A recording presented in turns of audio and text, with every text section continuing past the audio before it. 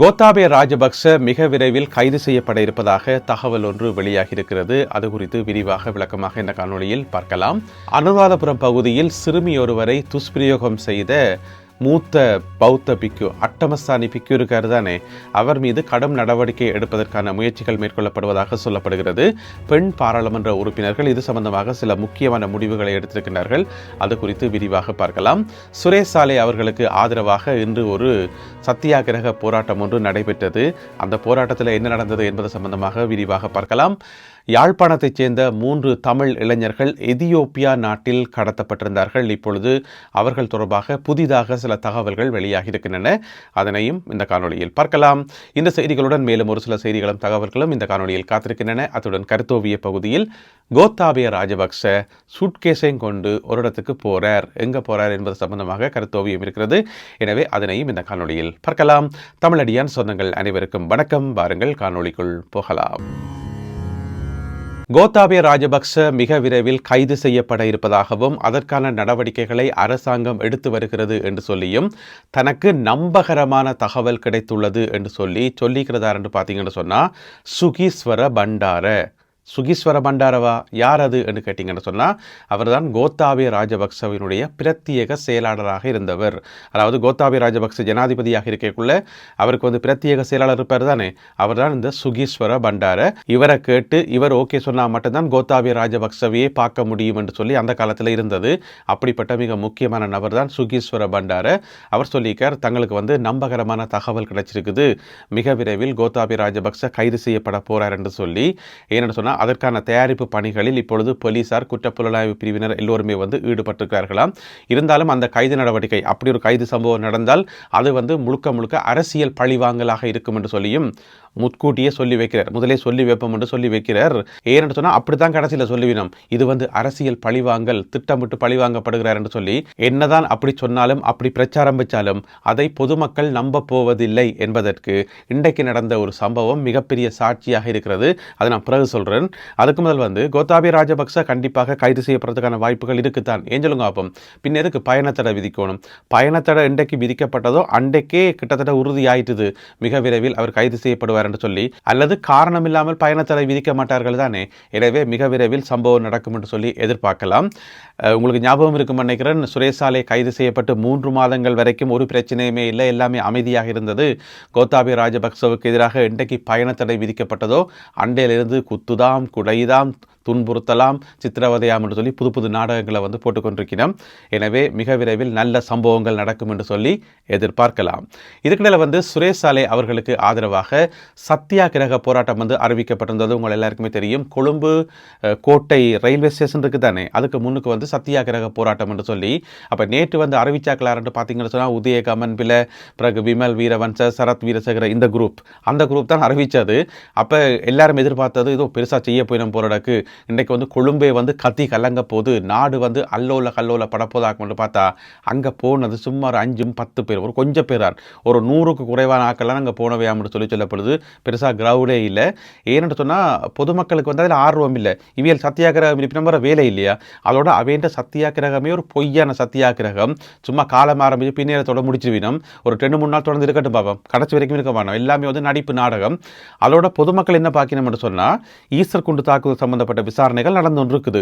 இதுவரைக்கும் இல்லாத அளவுக்கு முந்தின ஜனாதிபதி மாதிரி இருந்த காலத்தில் நடக்காத விசாரணைகள் எல்லாம் இப்போ தீவிரமாக நடக்குது. ஏற்கனவே ஜனாதிபதி அனுரகுமார திசாநாயக்கா சொன்னவர், கள்ளர்களை பிடிங்கோன்னு சொல்றீங்க, கள்ளர்களை பிடிக்கும் போது யாரும் அழக்கூடாது என்று சொன்னவரா சொல்ல இல்லையா, பாராளுமன்றத்தில் வச்சு சொன்னவர். இப்போ அதுதான் நடந்து கொண்டிருக்குது. அப்பயும் கள்ளர்களை பிடிக்கும் போது அழுகிறீங்கள் என்று சொல்லி.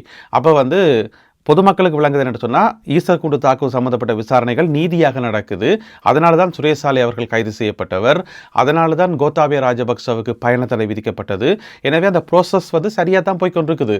இதுக்கு எதிராக போராடுறதுலையோ ஆர்ப்பாட்டம் பண்ணுறதாலேயோ கொந்தளிக்கிறதாலேயோ அர்த்தம் கிடையாது. இங்கே ஆர்ப்பாட்டம் பண்ணுறாக்களும் போராடுறாக்களும் யாருன்னு பார்த்தீங்கன்னு சொன்னால் எல்லாம் இந்த குரூப் தான், இனவாத கும்பல் தான். எனவே இவைக்கு சப்போர்ட் பண்ண வேண்டிய அவசியம் இல்லை என்று சொல்லி பொதுமக்களால் நிராகரிக்கப்பட்ட ஒரு போராட்டம். அதனால தான் ஒரு 5-10 சொல்லி இன்றைக்கு அந்த என்ன சொல்கிறது கலைக்கிறேன்னு சொல்லுவோம். அதே மாதிரி கோட்டை ரயில்வே ஸ்டேஷனுக்கு முன்னால் போயிட்டு கலைச்சு போட்டு வந்திருக்கணும். எனவே மருத்துவமனையில் அனுமதிக்கப்பட்டிருக்கின்றார் சுரேஷ் சாலே அவர்கள். அவர் மீதான விசாரணைகள் தொடர்ந்து இடம்பெறும். என்னதான் ஆர்ப்பாட்டம் பண்ணாலும் என்னதான் ஓட்டினாலும் ஒரு பிரயோசனமும் இல்லை. இதுக்கிடையில் வந்து சுரேஷ் சாலே அவர்களுடைய மனைவி இன்றைக்கு குற்றப்புலனாய்வு பிரிவினுடைய பணிப்பாளர் இருக்கார் தான் ஷானி அபியசேகர, அவருக்கு வந்து கடிதம் ஒன்றை எழுதியிருக்கிறார். அந்த கடிதத்தில் வந்து என்ன சொல்லப்பட்டிருக்குன்னு சொன்னால், இந்த மாதிரி ஹாஸ்பிட்டலில் வந்து என்னுடைய கணவர் வந்து அனுமதிக்கப்பட்டிருக்கார். அப்போ தானும் தன்னுடைய மகனும் பார்க்க போனதாம். அவரை பார்க்க போக அனுமதிக்கலையாம். தூரத்தில் நின்று பாருங்கன்னு சொல்லி தானே அனுமதி வழங்கப்பட்டது. கிட்ட போகவே விடலையாம். எனவே அவருக்கு இந்த டைமில் தாங்கள் கிட்ட போயிருந்து ஆறுதலாக இருக்க வேண்டிய தேவை இருக்குது, அதற்கான அனுமதியை வழங்குங்கள் என்று சொல்லி கேட்டு சுரேஷ் சாலே அவர்களுடைய மனைவி கடிதம் அனுப்பி இருக்கின்றார் குற்றப்புலனாய்வு பிரிவினுடைய பணிப்பாளருக்கு. என்ன பிரச்சனைன்னு சொன்னால், முதல் முறையாக ஆளை வெளியில் கொண்டு இருக்குது. வெளியில் வச்சுக்கிறதே பயங்கர ஆபத்தானது, ஹாஸ்பிட்டலில் வச்சுக்கிறதே ஆபத்தானது. எனவே வந்து ஏராளமான குற்றப்புலனாய்வு பிரிவினரும் சிஐடியினரும் வந்து அதே போல் எஸ்டிஎஃப் என்று சொல்லி எல்லாம் குவிக்கப்பட்டு நேரடியாகவும் மறைமுகமாகவும் பயங்கர கண்காணிப்பில் தான் அவர் வைக்கப்பட்டிருக்கார் என்று சொல்லி சொல்லப்படுது. அதன் காரணமாக தான் மனைவியோ பிள்ளையோ வந்து அனுமதிக்கல என்று சொல்லி. எனவே என்ன நடக்க போகுதுன்றதை நாங்கள் பொறுத்திருந்தான் பார்க்கணும். எனவே ஈசர் குண்டு தாக்குதல் சம்பந்தப்பட்ட விசாரணைகள் நீதியாகவும் நேர்மையாகவும் இடைவிடாமலும் நடக்கும் என்றதான் அரசாங்கத்தினுடைய நிலைப்பாடாக இருக்கிறது. சிறுமி ஒருவரை துஷ்பிரயோகத்துக்கு உள்ளாகி கைது செய்யப்பட்டு தற்பொழுது பிணையில் விடுவிக்கப்பட்டிருக்கின்றார் முன்னாள் அட்டமஸ்தானி பல்லேகல ஹேமரத்ன தேரர். அவர்கிட்ட இருந்த அந்த அட்டமஸ்தானி என்ற பட்டம் வந்து பறிக்கப்பட்டது. பறித்து இப்போ நோமலாக்கி விட்டு கிடக்குது. விசாரணைக்கு வந்து அப்போ தான் தோதா இருக்கும், அப்போ தான் ஆளை கூப்பிட்டு விசாரிக்கலாம் என்று சொல்லி. அந்த அட்டமஸ்தானி என்று இருக்கும்போது கொஞ்சம் ப்ரிவிலேஜஸ் இருக்கும், அதை இல்லாமல் பண்ணிவிட்டா சரி தானே. எனவே அது ஒரு பக்கம் போய்கொண்டு இருக்குது. இப்போ பார்த்தீங்கன்னு சொன்னால் பாராளுமன்ற உறுப்பினர்கள் இருக்கிறது தானே, அதில் வந்து பெண் பாராளுமன்ற உறுப்பினர்களுடைய ஒன்றியம் வந்து ஒரு சில முக்கியமான தீர்மானங்களை கூடி எடுத்திருக்கிறார்கள். ஏற்கனவே அவர்கள் ஒரு கூட்டம் ஒன்றை நடத்தி சில பல தீர்மானங்களை எடுத்திருந்தார்கள். இப்போ பார்த்தீங்கன்னு சொன்னால் உறுதியான நடவடிக்கை எடுக்கிறதுக்கு, அதாவது அந்த பிக்குவை வந்து விடுறையில் அந்த சிறுமிக்கு வந்து நீதி கிடைக்கணும். என்னதான் அவர் வந்து பிணையில விடுவிக்கப்பட்டிருந்தாலும் இப்போ பிணையில விடுவிக்கப்பட்டதை நாங்கள் கேள்வி கேட்க முடியாது என்று சொன்னால் அது நீதிமன்றத்தினுடைய நடவடிக்கை. அப்போ நீதிமன்றத்தினுடைய தீர்ப்பை வந்து பொதுவாக விமர்சிக்கக்கூடாதுன்னு சொல்லுவினோம். எனவே பிணையில தான் விடுவிக்கப்பட்டிருக்குது. வழக்கை வந்து டிஸ்மிஸ் பண்ணல தானே, வழக்கில் இருந்து விடுவிச்சு அவர் நிரபராதி என்று சொல்லப்பட்டதா இல்லை தானே. எனவே பிணையில விடுவிக்கப்பட்டால் திரும்பவும் அவர் கைது செய்யப்படுவார். எனவே அப்படி போய் கொண்டிருக்குது. அப்போ இவையில் ஒரு முடிவெடுத்திருக்கிறோம் என்று சொன்னால், ஒன்று வந்து விசாரணைகள் வந்து துரிதப்படுத்தணும் என்று சொல்லி ஒரு தீர்மானம் நிறைவேற்றப்பட்டிருக்கிறது. ரெண்டாவது வந்து கோர்ட்ஸினுடைய உத்தரவுப்படி நடந்து கொள்ளணும் எல்லாரும் என்று சொல்லி. ஏன் சொல்லுங்க பாப்போம், கொஞ்சம் பிக்கு மாதிரி இருக்கணும். அவையில் வந்து இந்த நீதிமன்றத்தினுடைய உத்தரவுகளை வந்து கேட்கறதே இல்லை. நீங்கள் சொல்கிறத சொல்லுங்கள், நாங்கள் செய்கிறது தான் செய்வோம் பண்ணி போட்டு எங்கேயாவது போய் ஓடி ஒழிக்கிறது, அதாவது தவணை கோர்ட்ஸ் தவணை போட்டால் அந்த தவணைக்கு கோர்ட்ஸுக்கு போகிறேல, இந்த மாதிரி கணக்கு விளையாட்டுகள் அது அவையின் இருக்கு. அதே மாதிரி கோர்ட்ஸில் வந்து வழக்கு தவணை போட்டால் அந்த தவணைக்கு போகிறேல, இந்த மாதிரி கணக்க விளையாட்டுகள் ஒரு சில பிக்கு மாதிரி தான் வேலை. எனவே என்ன தீர்மானம் எடுக்கப்பட்டிருக்குன்னு சொன்னால், பெண் பாராளுமன்ற உறுப்பினர்கள் மத்தியில் நீதிமன்றத்தினுடைய உத்தரவுகளுக்கு பின்பற்றணும் என்று சொல்லி சம்பந்தப்பட்ட தரப்பினர் அதை வந்து போலீஸார் உறுதிப்படுத்தணும் என்று சொல்லி. அதுக்கு பிறகு பார்த்தீங்கன்னு சொன்னால், இந்த வழக்கு சம்பந்தப்பட்ட டாக்குமெண்ட்ஸ் மிக முக்கியமாக தடயவியல் அறிக்கைகள் சாட்சியங்கள் எல்லாமே வந்து பத்திரமாக பாதுகாக்கப்படணும் என்று சொல்லி. அதே போல் அனுராதபுரம் மற்றும் அத்தனகல நீதிமன்றங்களினுடைய வழக்குகள் வந்து சிறுவர் அதிகார சபையில் இருக்குதானே, அந்த சிறுவர் அதிகார சபையினர் வந்து உன்னிப்பாக அவதானிக்கணும். வழக்குகள் தொடர்ந்து நடக்குதா, இடையில கைவிடப்பட்டிருக்கா, இப்போ இந்த பிக்குதானே என்றதுக்காக ஏதாவது சலுகைகள் வழங்கப்படுதா என்று சொல்லி எல்லாத்தையும் வந்து சிறுவர் அதிகார சபை கண்காணிக்கணும் என்று சொல்லி வலியுறுத்தி இருக்கின்றார்கள் பெண் பாராளுமன்ற உறுப்பினர்கள். அனுராதபுரம் சிறுமிக்கு நீதி கிடைக்கும் வரை ஓயமாட்டோம் என்று சொல்லி அவர்கள் சொல்லியுள்ளார்கள். எதியோப்பியாவில் கடத்தப்பட்ட 3 யாழ்ப்பாண தமிழர்கள் சம்பந்தமாக புதிய தகவல்கள் வெளியாக இருக்கின்றன. அதாவது கனடாக்கு போறதுக்கு என்று சொல்லி இந்த 3 இளைஞர்களும் போயிருக்கிறார்கள். போற வழியில வந்து எதியோப்பியாவுக்கு போய் அங்கிருந்து ஏதோ வேற ரூட்டுகளால போகலாம் போலடாக்கு. அப்படி போறதுக்கு எதியோப்பியாவுக்கு போனோன்னு அங்க பார்த்தா ஒரு அடையாளம் தெரியாத ஆயுத குழு ஒன்று அவர்களை கடத்தி போட்டு சொந்தக்காரருக்கு ஃபோன் பண்ணி என்ன சொல்லிக்கணும்னு சொன்னா, ஒவ்வொருத்தருக்கும் $30,000 அமெரிக்க டாலர்ஸ், அப்ப மொத்தமாக பார்த்தீங்கன்னு சொன்னால் $90,000 தந்தீங்கன்னு சொன்னால் இவர்களை விடுவிப்போம் என்று சொல்லி. அப்போ ஒரு கடத்தல் கும்பலுக்கு $90,000 கொடுக்கறதுக்கு வர வேலை இல்லையா? எனவே வந்து அது சம்பந்தமான ரகசியமான விசாரணைகளும் ரகசிய நடவடிக்கைகளும் வந்து மேற்கொள்ளப்பட்டது. இந்தியாவில் காய்ச்சி ஓகே பரவாயில்ல, நாங்கள் காசு தரோம், நீங்கள் விடுவீங்கோ என்று சொல்லி ஒரு மாதிரி காய்ச்சி போட்டு பின்பக்கத்தால் வந்து அலுவல் நடந்தது. எதியோப்பியாவுக்கான இலங்கை தூதரகம் இருக்குது தானே, இலங்கை தூதரகம் வந்து அங்கே எதியோப்பியா போலீஸாருக்கும் எதியோப்பியாவில் இருக்கக்கூடிய குற்றப்புலனாய்வு பிரிவினருக்கு எல்லாருக்கும் வந்து தகவல்லாம் சொல்லி அவர்கள் வந்து ரகசியமான விசாரணைகளை வந்து மேற்கொண்டு வந்தார்கள். பார்த்தா விமான நிலையத்தில் வச்சு அங்கிருந்தே கடத்தி ஒரு டாக்ஸியில் ஒன்றில் கடத்தி கொண்டு போயிட்டு எங்கேயோ ஒரு இடத்துல வேறொரு நகரத்தில் கூட்டி கொண்டு போயிட்டு ஒரு அடுக்குமாடி குடியிருப்பில் கொண்டு எங்கேயோ ஒளிச்சு வச்சிருந்திருக்கணும் இந்த கடத்தல் கும்பல். அப்போ அதை வந்து பின்னாலேயே போய் போலீஸ் வந்து பிடிச்சி இந்த 3 பேரையும் வந்து வெற்றிகரமாகவும் பாதுகாப்பாகவும் அவர்கள் மீட்கப்பட்டிருக்கின்றார்கள். அங்கே $90,000 எல்லாம் ஒருத்தருக்கு கொடுக்கல.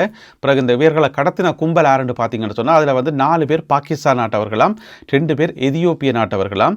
இந்த பாகிஸ்தான் நாட்டவர்களும் எதியோப்பிய நாட்டவர்களும் சேர்ந்து அவர்கள் வந்து அங்கே ஒரு பெரிய குழுவினர், பயங்கரமான குழுவினர், பெரிய மாஃபியா கும்பல்கள் அப்படியெல்லாம் ஒன்றும் இல்லையாம். சும்மா 6 பேரும் சேர்ந்து இந்த 3 பேரையும் கடத்திக்கணும், அவ்வளோதான். ஏதாவது கத்தியை வச்சு திப்பினம் போட்டாக்கு கடத்தி கொண்டு போயிட்டு கொண்டே பணிய கைதிகளாக வச்சிருந்திருக்கணும். இதுக்கிடையில் வந்து இவர்களை வெளிநாட்டுக்கு அனுப்பின ஏஜென்சி இருப்பார் தானே, அவர் வந்து யாழ்ப்பாணத்தில் ஏற்கனவே கைது செய்யப்பட்டவர், கொழும்பில் இருந்து வந்த குற்றப்புலனாய்வு பிரிவால் வந்து கைது செய்யப்பட்டிருந்தவர். எனவே 3 தமிழர்களும் வெற்றிகரமாக விடுவிக்கப்பட்டுள்ளார்கள். அடுத்ததாக இன்றைய கருத்தோவியம்.